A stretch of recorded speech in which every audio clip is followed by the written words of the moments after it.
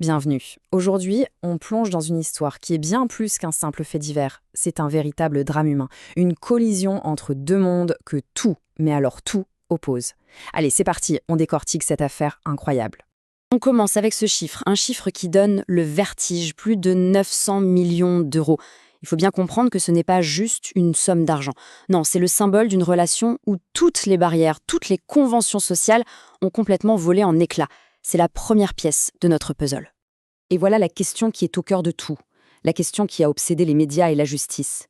Est-ce qu'on avait affaire à une simple victime, complètement manipulée par un prédateur sans scrupules, ou est-ce que la vérité est, beaucoup plus compliquée, quelque part dans une zone grise où se mêlent l'affection, une solitude immense et un cynisme absolu?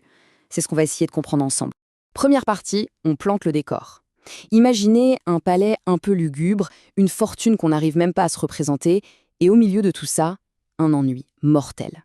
C'est précisément dans ce vide que le chaos va s'engouffrer. D'un côté, on a donc Marianne, l'héritière d'un empire, qui règne sur un monde silencieux, feutré, sans la moindre surprise. Et de l'autre, Fantin, un artiste qui est l'incarnation même de la provocation, de la vulgarité. Il est comme un virus qui s'introduit dans un milieu social totalement fermé. Leur rencontre, ce n'est pas juste un hasard, c'est l'irruption de la vie, brute de décoffrage, dans une existence complètement aseptisée. Et ça, c'est un point de vue absolument essentiel. Pour l'héritière, ce n'était pas juste une histoire d'argent, c'était une véritable renaissance. Fantin ne faisait pas que lui prendre son argent, il lui donnait ce que toute sa fortune ne pourrait jamais acheter, le rire, le désordre, l'inattendu. Bref, il la faisait se sentir vivante. Bon, maintenant passons aux acteurs de ce drame. Pour bien comprendre ce qui s'est joué, il ne faut pas les voir comme de simples personnes, mais plutôt comme des archétypes, des personnages avec des ressorts psychologiques très profonds. Regardons d'un peu plus près la dynamique entre ces personnages. On a d'abord le prédateur, pour qui l'affection est un outil et la loi un obstacle. Ensuite, la victime consentante, qui ne sait communiquer que par l'argent et qui refuse de voir la réalité de sa propre vieillesse. Et pour finir, le clan en décomposition, complètement figé dans le passé et incapable d'aimer. Chacun joue un rôle très précis dans cette tragédie grecque moderne.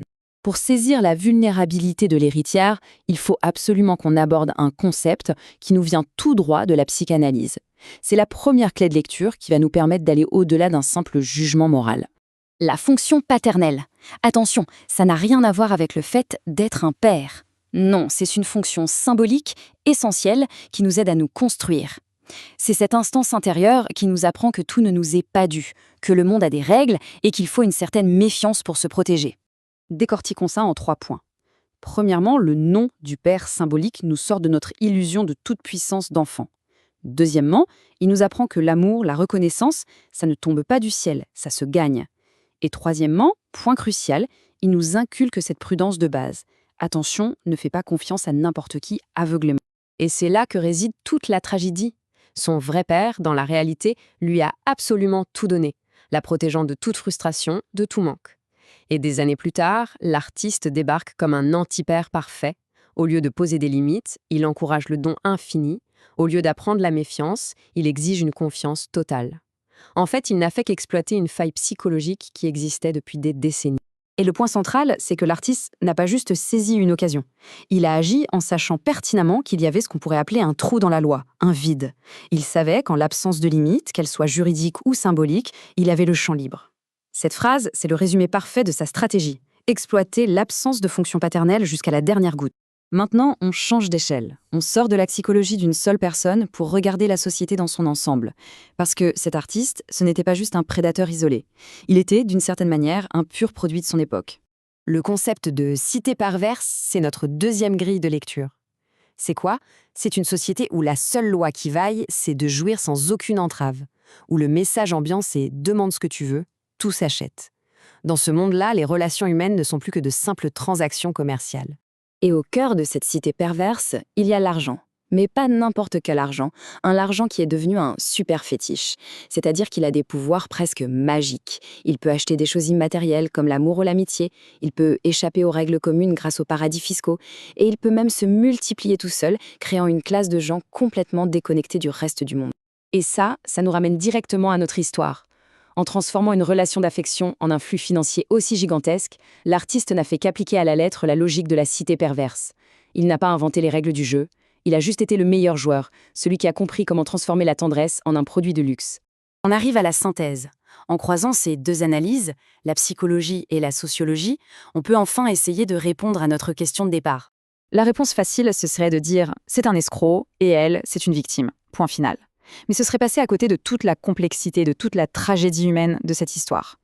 La réalité, c'est la collision de forces bien plus puissantes. Voilà le cœur de l'analyse.